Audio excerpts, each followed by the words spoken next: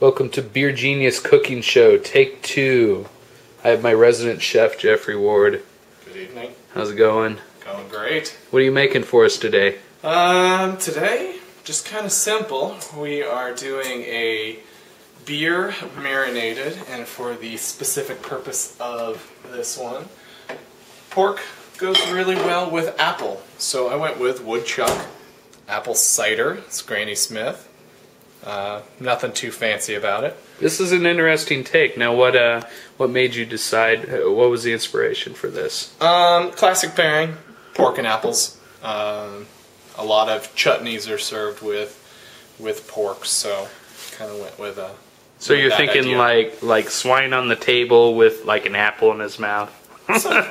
Something like that. Very good. So walk us through exactly what this is and what you'll be doing. Okay. Pork tenderloin. Right, of course. About 1.5 pounds. Decided to start marinating it today at 5:30, so it's been in its 24 ounces of beer marinade for about 2 hours. I would say you don't want to marinate it more than 3 hours because the acid's going to start breaking down the protein. So we're going to go ahead and get this guy on. Probably what we're going to do is we're going to get a nice sear on the outside and then finish it up in the oven. Sounds fantastic. Have the oven set for 350 degrees. Right now it's preheating. We want to get our saute pan or frying pan scorching hot so we can get a nice sear on it. Now tell me about searing and then finishing in the oven after the fact. How does that help the meat? How it's going to help the meat is it will, by searing it, you're closing off the flesh of the protein, and the juices, the stuff that is going to make the pork absolutely delicious and stay moist, is going to stay on the inside as opposed to bleeding out. Absolutely. Well, Okay. I'm anxious to see this happen. Let's get this baby rolling. Excellent. Until next time, just finishing up our sear here. Giving it a couple minutes on each side. Again, it locks in the juices to the point where it remains really, really moist inside, especially when we finish it off in the oven here. Here we go. What do you think, Jeffrey? Minute and a half on each side or so? About a minute and a half till you start getting some good caramelization. And I think we're there, so I'm going to go ahead and throw it in the oven on 350 degrees. Because it's about 1.5 pounds, suggested cooking time about 15 minutes per pound. So we'll probably leave it in there for about 20 minutes, at which point I will be getting our chutney made together. So come back in about 15-20 minutes. We'll see you then. Cheers. Jeff has started on our chutney here. You want to tell us what exactly goes into a chutney, Jeff? Chutney is going to be just any kind of fruit or vegetable, and it's basically cooked down to its rawest form. There's a little bit of spices in it, cinnamon, salt, pepper. Kind of you choose what you want your chutney to taste like. Jeffrey, what are you doing? This is our chutney. It has those apple dices that we were doing. It has some of the beer. It's got white wine vinegar, salt, pepper, and sugar. And what it's doing right now is it's cooking down and it's making a chutney. Excellent. Hello and welcome to an interim section of our Beer Genius cooking show. I'm Jameson Huckaba. I'm Jeffrey Ward, resident chef, editor-in-chief. It's nice to see you. So we're cooking with woodchuck cider. It is not the regular one. It is actually the Granny Smith version. This is brewed in Vermont. You know, I like ciders. I don't drink a whole lot of them. I really love Strongbow. For you cider fans out there, you'll understand exactly what it is. totally quality. So we figured since we're cooking with it, we should totally do a review as well. So let's get rolling, kind of see what we think. Ciders are really popular with a lot of people who may not be fully into the beer scene, or maybe you just like cider, or the idea that something this sweet can really have some legitimate booze to it. So it's sitting right at 5% alcohol.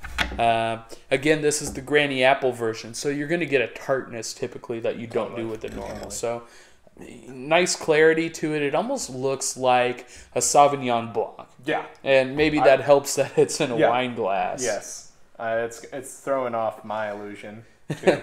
It's pretty wild, but you still have a little, just the smallest bit of foamy head, which is kind of interesting. On the nose, I'm getting some of that pear, you know. The pear, the Granny Apple, you know, just the tartness that we were talking about. It's simple. Simple. Let's see what we get on the taste. There's a nice effervescence. Definitely the tartness of the Granny Apple, which is what it should be. It kind of tells you what you're going to taste there, and I wouldn't expect it to be too much different. But we still get, you know, so this is kind of a fruit beer more so than anything else. It's a cider, obviously, but it's a fermented cider. So a close cousin of wines and beers and other fermented beverages. I don't know a whole lot about ciders. This is, you know, sort of a new world to me. I haven't really explored it, but we figured it would be sort of an interesting kick here. I'm not sure if it would be fair to give it a real score, so we'll give it a fake score. What do you think, Jeff? First time through, I mean, there's nothing wrong with it per se, but at the same time, I don't find myself wanting to drink it a whole lot. You know, I don't. I'm good with my half of cider. Yeah.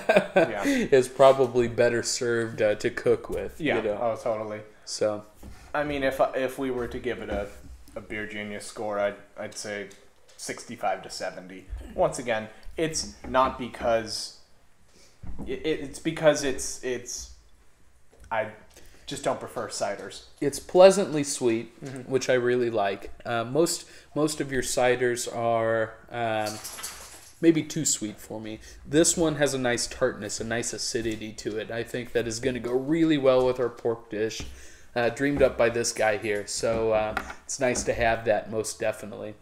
So anyway, I'm going to go with high 60s, you know. Well, mid to high 60s. We'll go 67 out of 100. Not bad, kind of an enjoyable tangent off of what we normally do on BeerGenius. So thank you so much for watching. Again, Woodchuck Granny Apple Cider from Vermont. 5% alcohol. It's a whole lot of fun.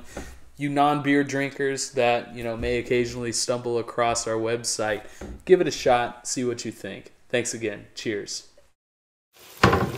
All right, we just pulled this out of the oven.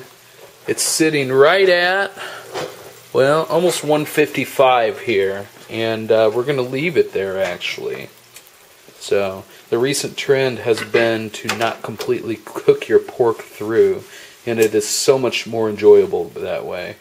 There's really not a danger anymore, not like there was in the mid-70s, so it's not as much of an issue to not bring it all the way up to 170 or so. Is that correct, Jeffrey? Well, it's also going to go through a process called carryover cooking, and even though it is out of the pan, the sheer heat alone will probably bring it up that safe 5 or 10 degrees that we need. The big thing that we need to do right now is it just came out of a smoking hot oven, smoking hot pan. This needs to rest. We're talking probably 5 minutes. What that's going to do is it's going to seal in those juices even more. If I were to cut this right now, all those juices would bleed out, leaving us with a lot less flavor than if we let it carry over cook, because if you can see, there is steam coming off this. It is scorching hot. Like I said, probably about 5 minutes or so. That will give us time to finish up the chutney. We'll get this sliced up and dished up, plated up, and get it eaten. We can do a nice little review of it, okay?